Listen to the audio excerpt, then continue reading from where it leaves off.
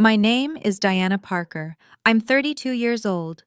3 weeks ago, I stood in a ballroom filled with 150 people, my father's colleagues, business partners, and family friends, and watched my mother lean into a microphone and say, "At least Diana found a husband, even if we don't know what he does for a living." The room laughed. My father smiled. My sister smirked. And my husband, the man they'd dismissed as a nobody for 4 years, slowly pushed back his chair and stood up. What happened next made my father's business partner drop her wine glass, made my mother go pale, and made my sister finally understand why I'd never once asked our parents for money. Before I tell you this story, please take a moment to like and subscribe, but only if you genuinely enjoy it.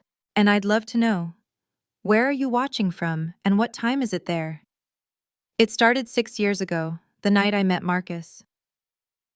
I was 26, exhausted from a long day of parent-teacher conferences and desperate for caffeine. The coffee shop near my school was crowded, but there was one empty seat, across from a man typing furiously on his laptop.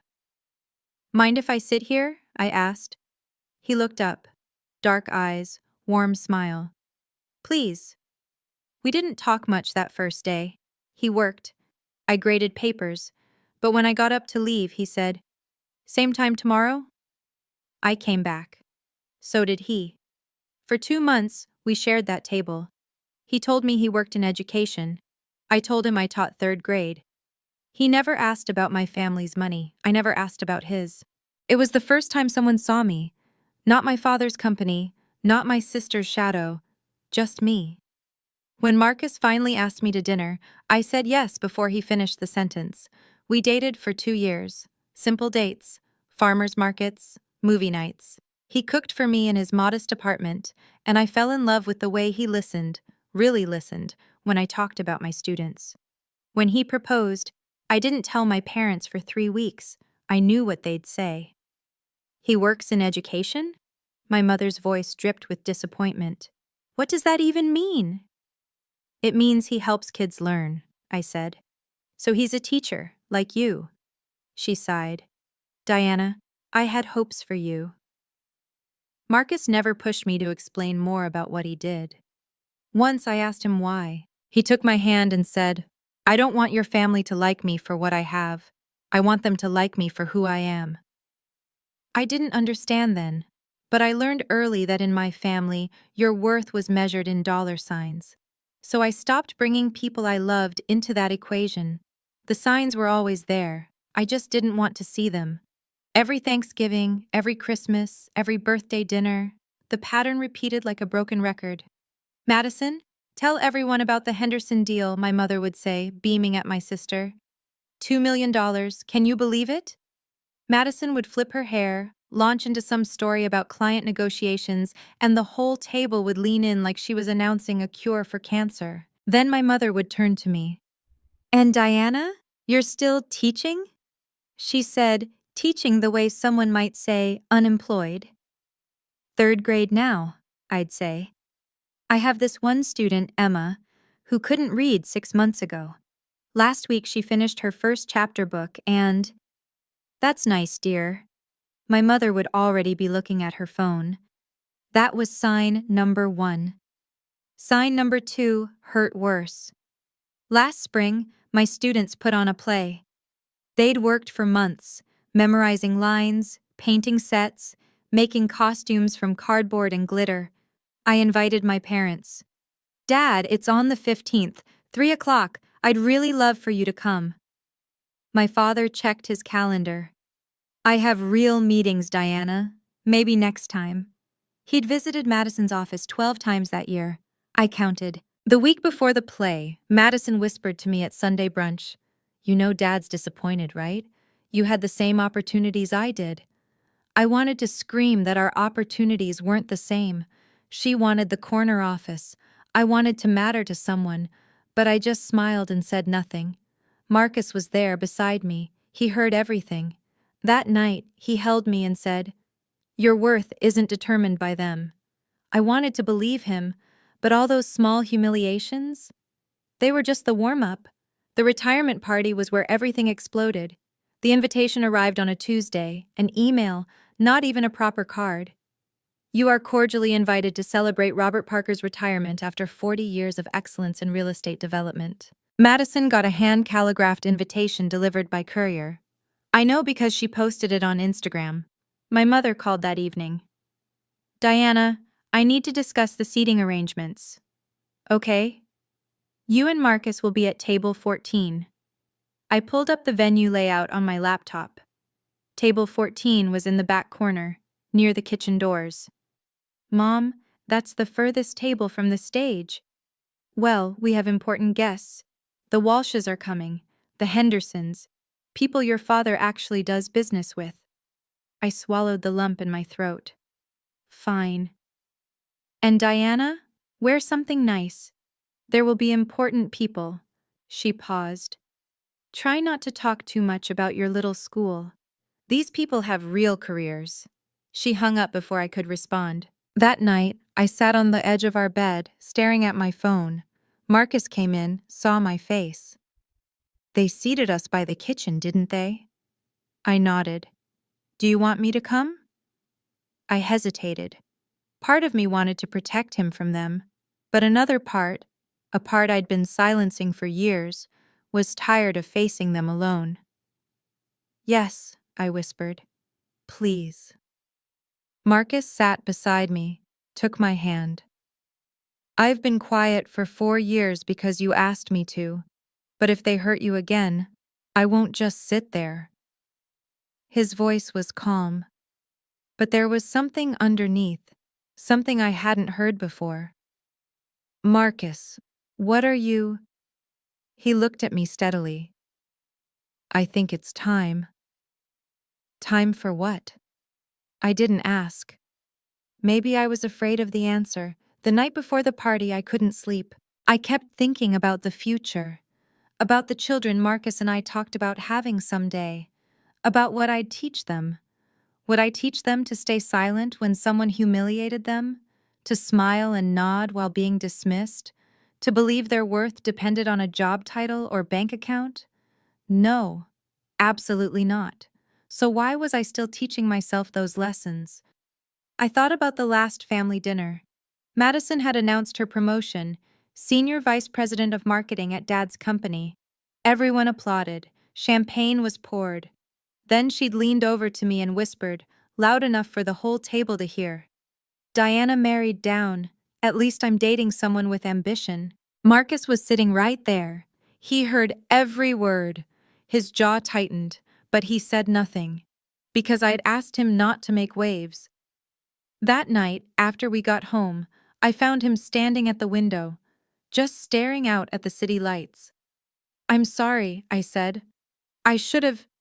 Don't apologize for them. He turned to me. But Diana, I need you to understand something. This isn't sustainable. He was right. The next morning, I checked my email and found something my mother had accidentally forwarded. A message to Madison, sent 3 days earlier. Make sure Diana sits at the back table. We don't want her husband making small talk with the Walshes.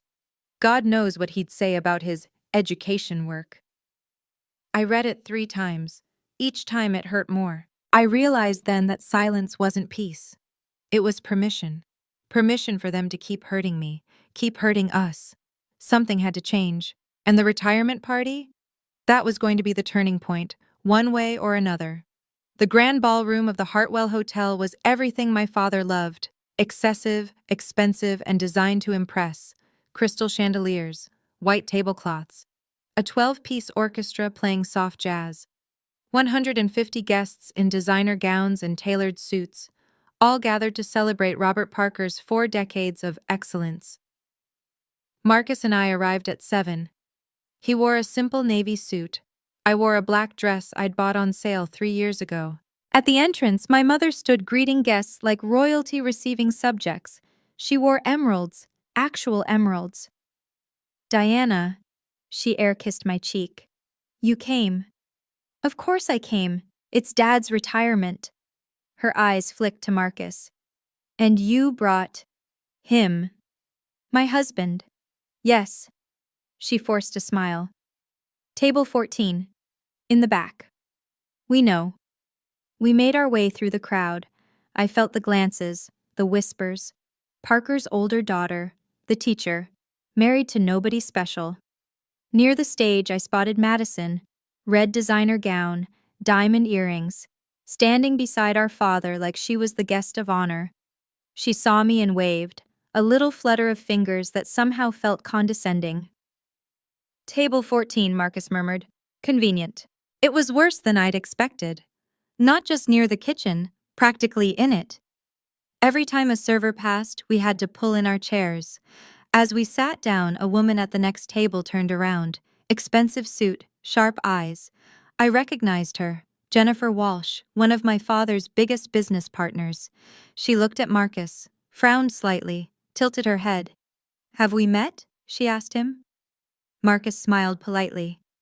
I don't think so. Jennifer kept staring. Then she pulled out her phone and started scrolling. Something flickered across her face. Surprise? Recognition? But before she could say anything, the lights dimmed. My father took the stage. Before my father could speak, Madison appeared at our table. She held a champagne flute like a weapon. Diana, you actually came. Why wouldn't I? Just surprised, that's all. These events aren't really your scene. Her eyes slid to Marcus. Nice suit. Outlet? No, he said calmly. Just simple. Simple. Right. She smiled. Marcus, remind me, what do you do again? I work in education. Education? She let the word hang there. Like tutoring? SAT prep? Something like that. So like Diana then, birds of a feather. Madison laughed at her own joke. Well, at least you have each other. I felt heat rising in my chest. My hands trembled under the table. Madison, I said quietly, don't you have somewhere else to be? Relax, sis. I'm just making conversation. She sipped her champagne. Dad's about to speak. Try not to look too bored. We have photographers. She sauntered away, hips swaying, clearly pleased with herself. Under the table, Marcus took my hand. His grip was firm, steady. You okay? He asked. No. Do you want to leave?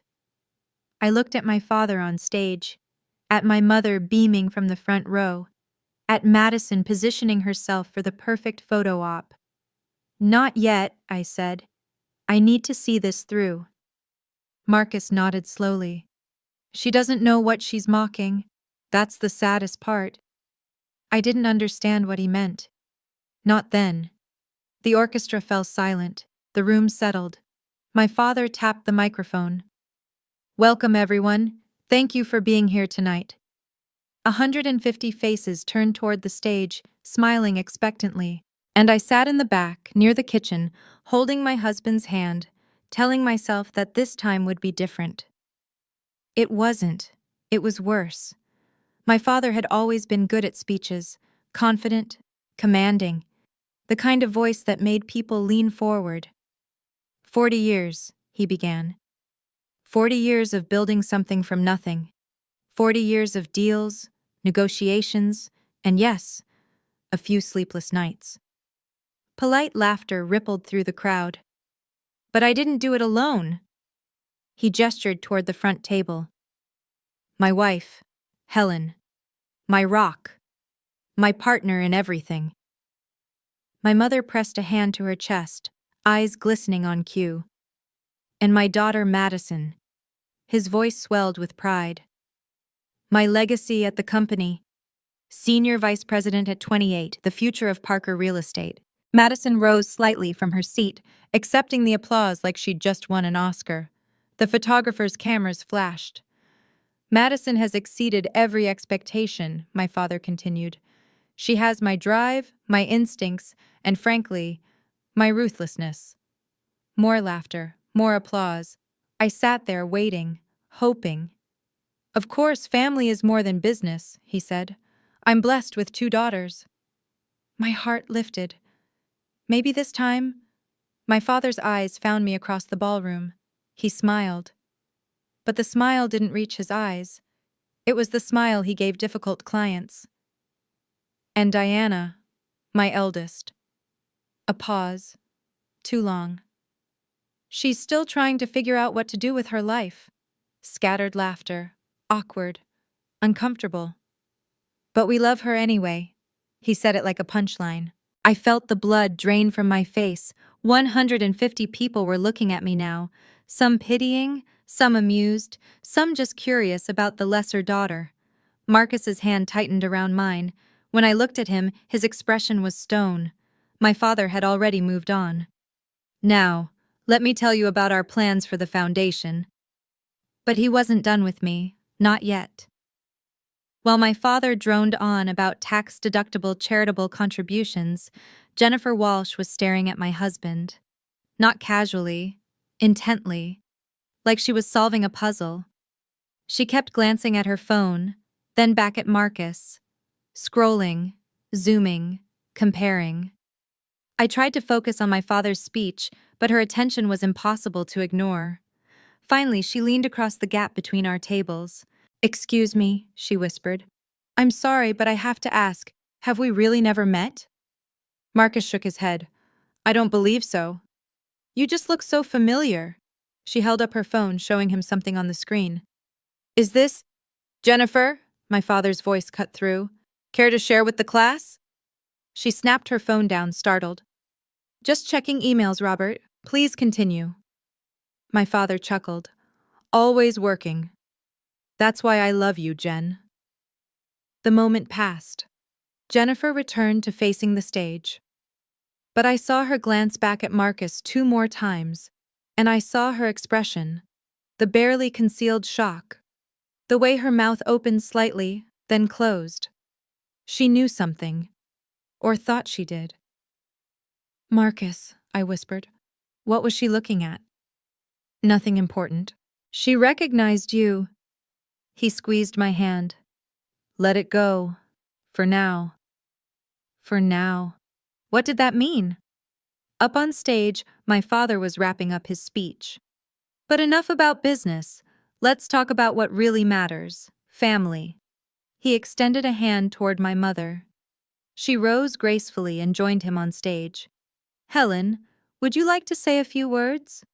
My mother took the microphone with the practiced ease of a woman who'd been performing her entire life. "Thank you, darling."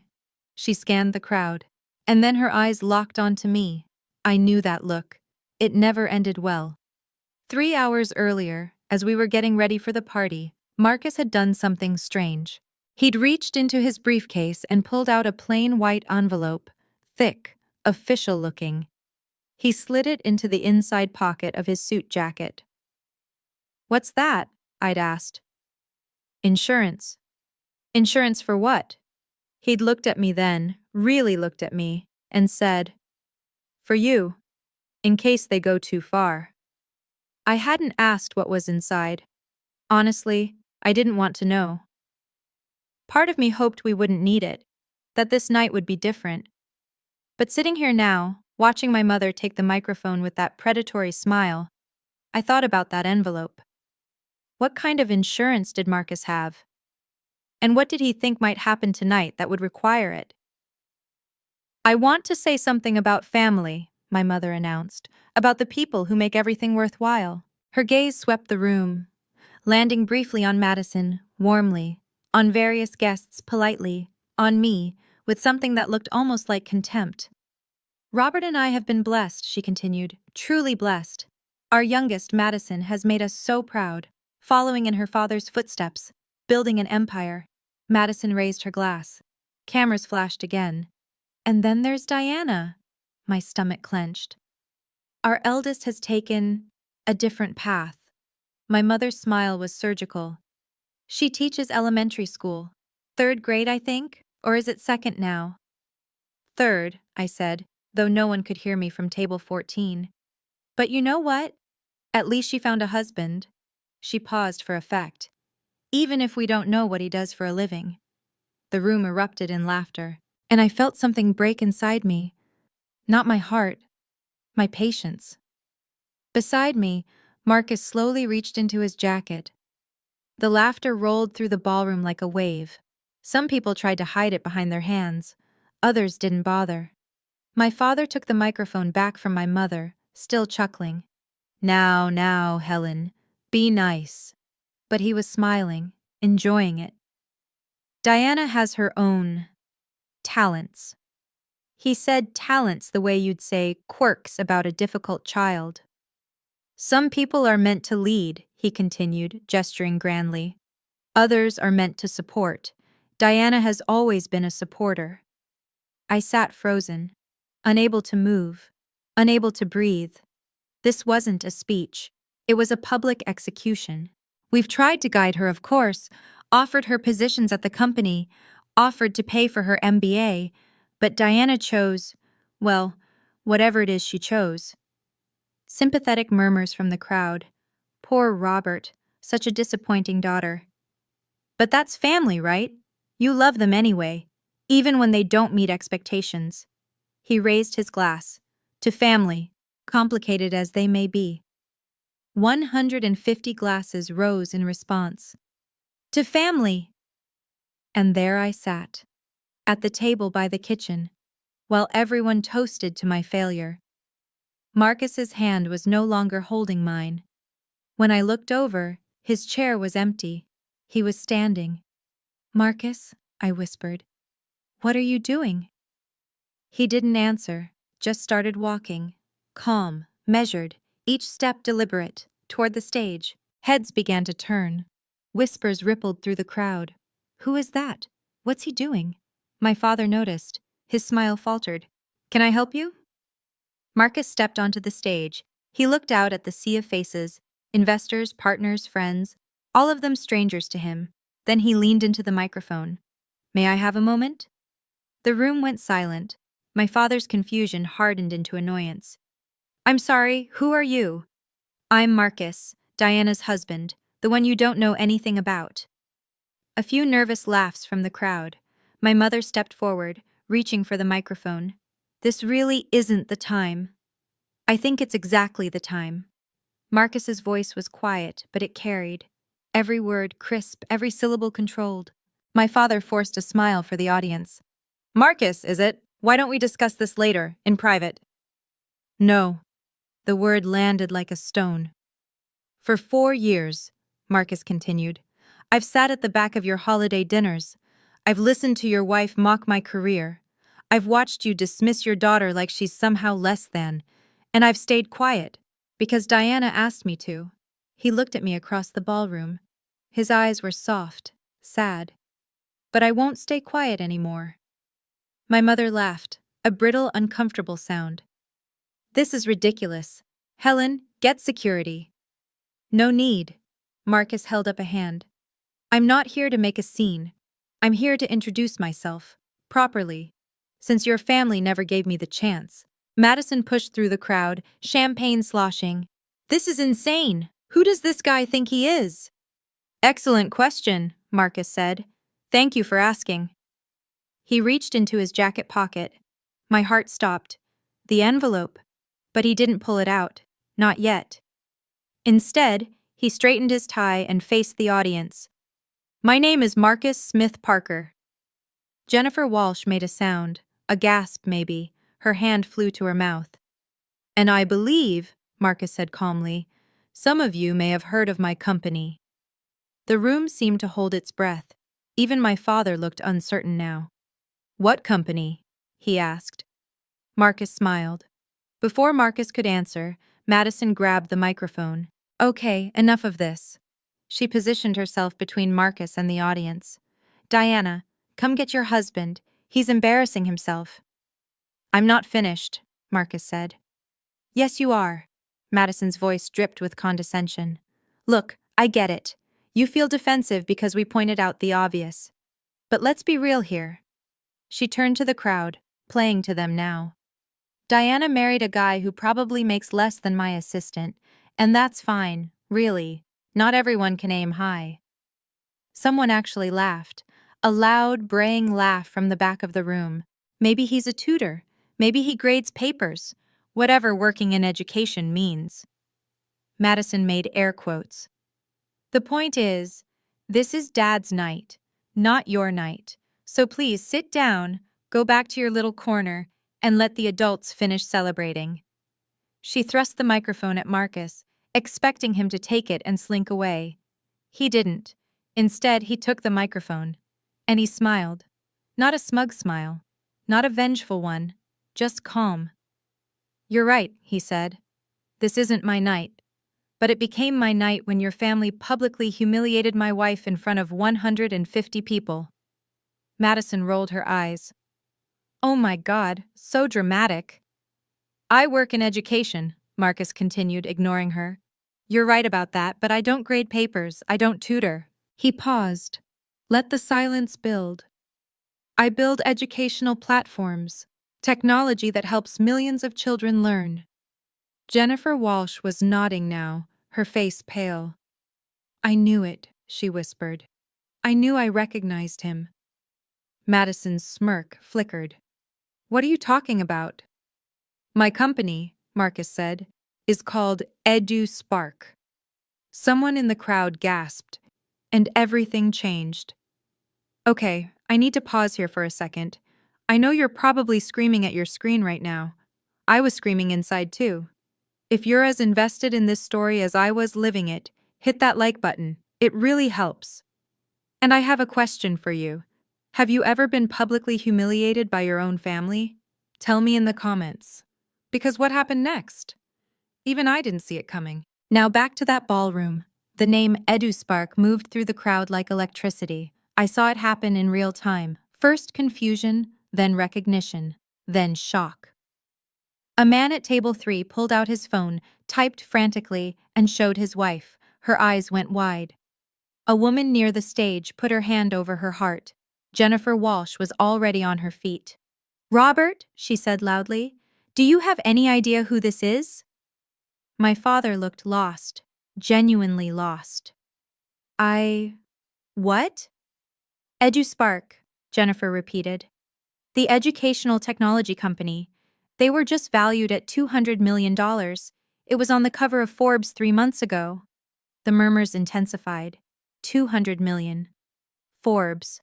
Cover story. Madison's face had gone from smug to confused to something approaching horror. That's not possible." "I assure you," Marcus said calmly, "it's very possible." My mother clutched my father's arm. "Robert, did you know about this?" "Of course I didn't know." His composure was cracking. "Diana never told us." "You never asked." Marcus's voice cut through. "In 4 years, not once did you ask me a single real question about my work, about my life, about anything." He stepped forward. The spotlight followed him.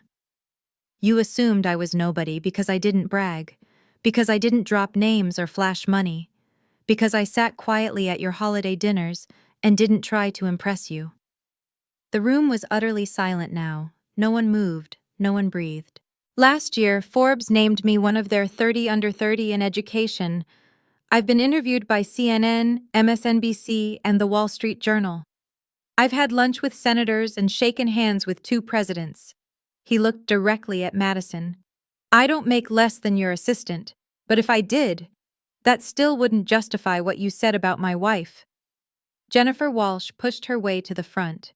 "I knew I recognized you. You were on the cover of TechCrunch last summer. The article about democratizing education." Marcus nodded. "That's right.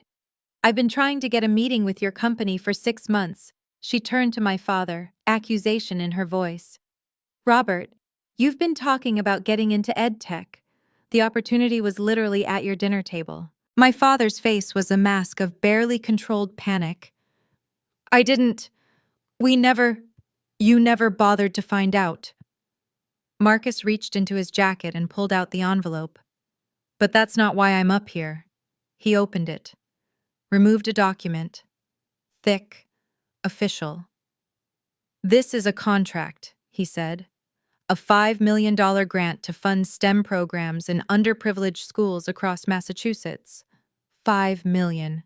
The number rippled through the crowd. "The first recipient?" Marcus looked at me. His eyes were shining. "Lincoln Elementary, Diana's school." I felt tears streaming down my face. Not because of the money, not because of the status, because for the first time in my life, someone was standing in front of my family and saying, "Diana matters." Your daughter, Marcus continued, teaches children who have nothing. She shows up every single day for kids that society has forgotten. She buys supplies with her own money. She stays late to help struggling readers. She changes lives. His voice cracked slightly. And you call her a disappointment? You call her a supporter? He shook his head. Diana is the reason I built my company, because I saw what teachers like her do, and I wanted to give them the tools they deserve. He looked at my parents, my father gray-faced, my mother clutching her pearls. I work in education. I just happen to own the company. Marcus held up the contract so everyone could see. The EduSpark logo at the top, his signature at the bottom, the school's name highlighted in yellow. This isn't charity, he said. This is an investment, because what Diana does matters. What every teacher does matters. He stepped away from the microphone and walked toward me. The crowd parted, silently, like the Red Sea. I stood up. My legs were shaking. I didn't know if I could stay upright. When Marcus reached me, he took both my hands. "I'm sorry I didn't do this sooner," he said quietly. "I kept hoping they'd see you. The real you. The way I see you." Marcus. I couldn't find words. "I've never been prouder to be your husband." Behind us, I heard my mother's voice trembling. "Diana, honey, why didn't you tell us?" And there it was. The question that held everything that was wrong with my family. I turned to face her. My father stood frozen beside her. Madison had backed away from the stage entirely, trying to disappear into the crowd. "Would it have mattered?" I asked. "Of course it would have." "Really?" I felt something hardening inside me, not anger, clarity. "You've been dismissing me for 32 years. You've made me feel worthless at every opportunity. You just called my husband a nobody in front of everyone you know." I gestured at the room. If Marcus were actually broke, if he really were a tutor making minimum wage, would that make your behavior okay? My mother opened her mouth, closed it. "That's what I thought." Marcus squeezed my hand, supporting me, but not speaking for me. This was my moment, my voice. And I finally knew what I wanted to say. My father stepped forward, business instincts overriding his shock. "Marcus, I had no idea. We should talk. Perhaps a partnership." "No." The word hung in the air. Simple, final. "But this is exactly the kind of opportunity." "The opportunity was 4 years ago." Marcus's voice was calm but immovable. "When you could have treated your daughter with respect. When you could have asked me a single real question instead of assuming I was beneath you." My father sputtered. "We didn't assume. You sat us by the kitchen. That was a seating arrangement issue. You forwarded an email telling Madison to keep us away from your important guests." My mother went pale. She'd forgotten about that. "How did you?" she started. "Diana showed me, the one you accidentally sent her." I watched my parents exchange a look. For the first time, they had no spin, no excuse, just the raw truth of what they'd done. "We can start over," my mother said desperately. "Family is family." "Is it?" I stepped forward. "Because you've spent my entire life making me feel like I'm not really part of this family, like I'm an embarrassment, a charity case." "Diana, that's not—" "You said you didn't know what my husband does for a living, but the truth is you never asked, not once, about him, about me, about what we're building together." Madison tried to interject from somewhere in the crowd. "This is so unfair. How were we supposed to know?" "You weren't supposed to know," Marcus said. "You were supposed to be decent. That shouldn't require a Forbes article." The crowd was motionless, watching, witnessing. My father looked around at his guests, his partners, his legacy, all of them staring. "Perhaps," he said tightly, "we should continue this privately." "No," I said. "I'm done doing things privately." I walked toward the stage. Marcus walked with me, his hand on the small of my back. supporting, not leading. When I reached the microphone, I looked out at the crowd. All these people I'd been taught to impress, to perform for, to never disappoint. And I realized I was done performing. "I'm Diana Parker," I said, "the disappointing daughter." A nervous ripple of laughter. For 32 years, I've tried to earn my parents' approval. I chose a career I love, and they called it a waste. I married a man I love, and they called him a nobody. I showed up to every holiday, every birthday, every event, and they sat me by the kitchen. My voice was steady, stronger than I'd expected. "Tonight, you found out my husband is successful by your definition of success. Wealthy, famous, influential." I looked at my parents. "But here's the thing, that shouldn't change anything. The way you treated me was wrong before you knew about Marcus's company. And the fact that you're only interested now that there's money and connections involved, proves exactly what I always suspected." My mother had tears in her eyes, real ones, performed ones. I couldn't tell anymore. "Diana, please. I'm not finished." She fell silent.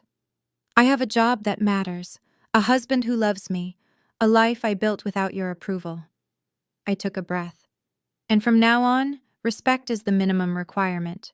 Not optional, not conditional on who my husband is, just basic respect." I looked at Madison, at my mother, at my father.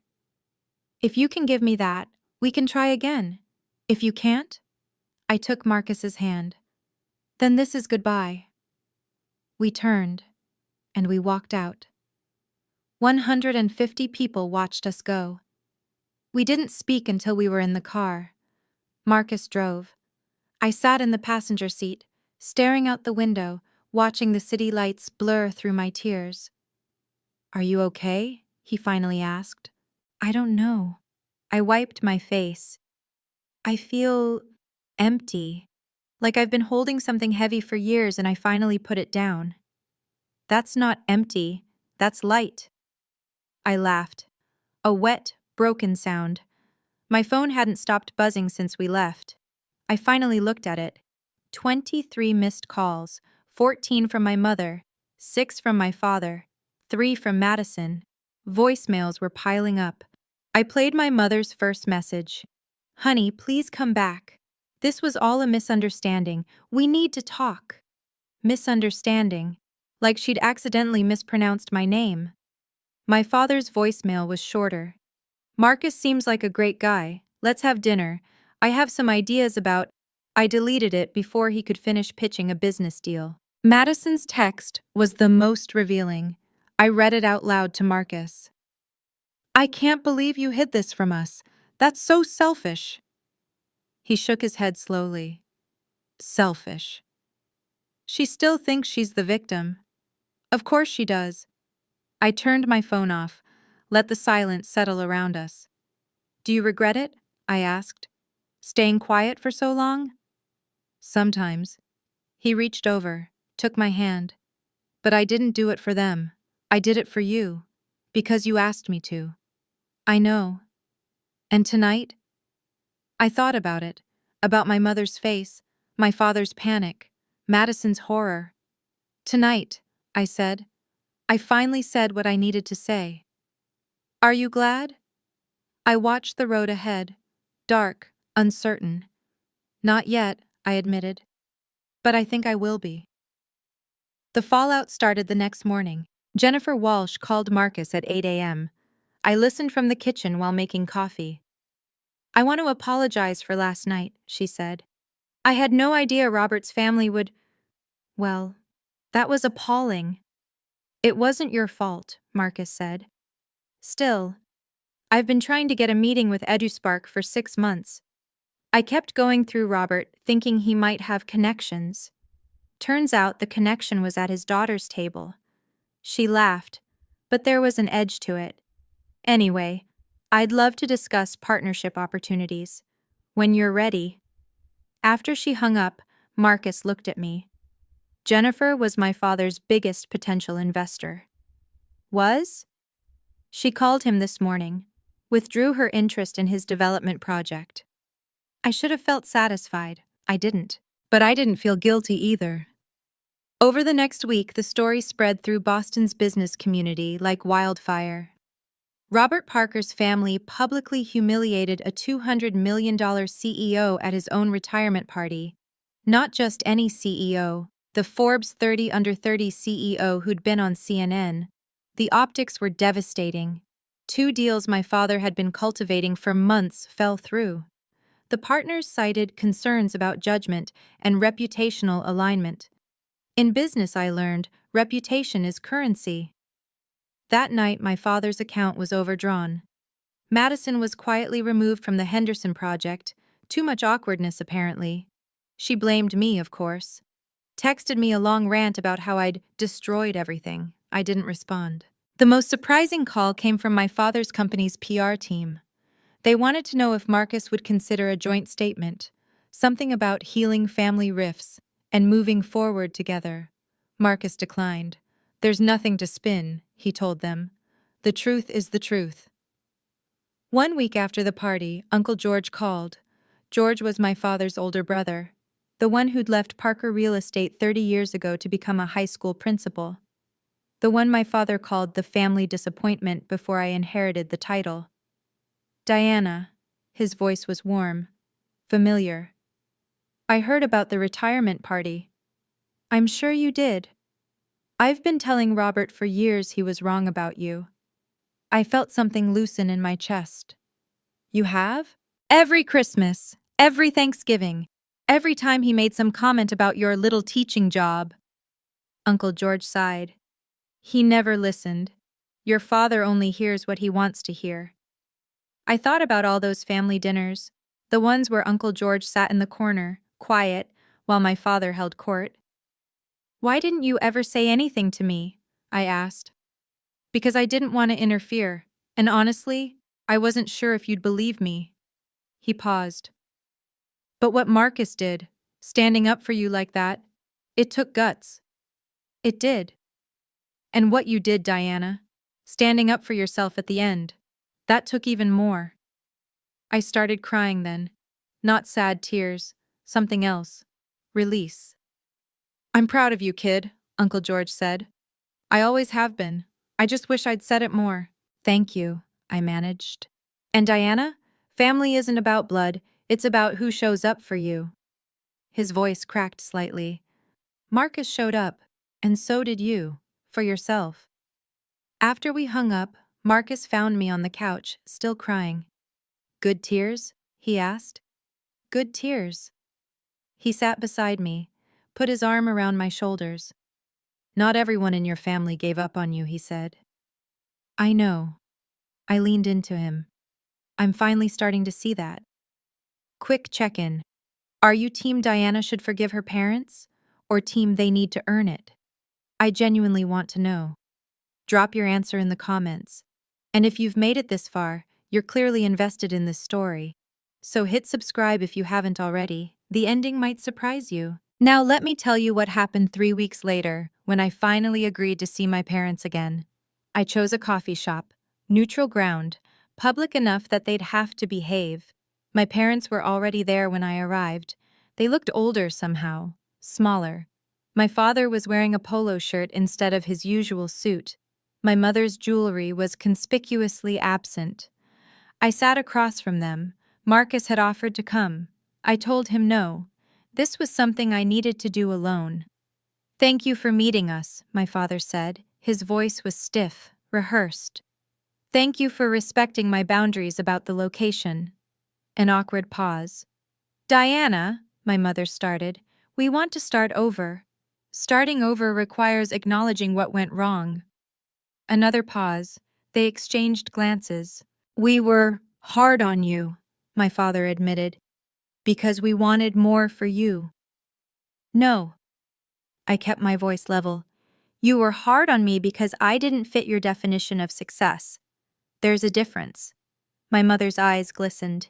We just wanted you to have security, a stable future. I have security. I have stability, just not the kind you respect. We do respect. Mom. I held up my hand. You called my husband a nobody in front of 150 people. You seated us by the kitchen. You forwarded emails about keeping us away from your important guests. She had nothing to say to that. I'm not looking for apologies, I continued. Words are easy. I'm looking for change. What kind of change? My father asked. Basic respect, real questions, actual interest in my life, not just when it benefits you. I looked at both of them.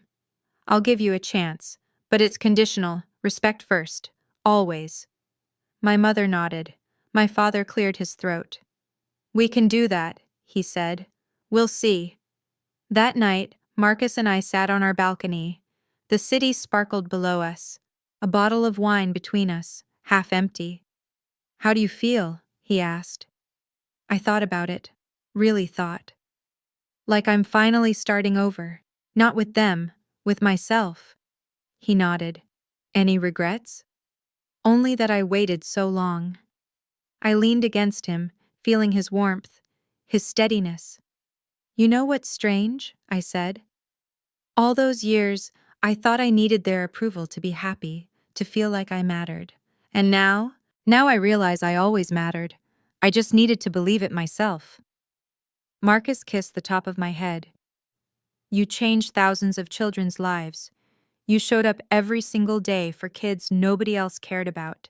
That matters. I know. And for the first time, I actually believed it. We sat in comfortable silence for a while. The sounds of the city drifted up. Distant traffic, someone laughing, a dog barking. What happens next? Marcus asked. I smiled. We keep building. The school program. Our life. Whatever comes. Together? Always together.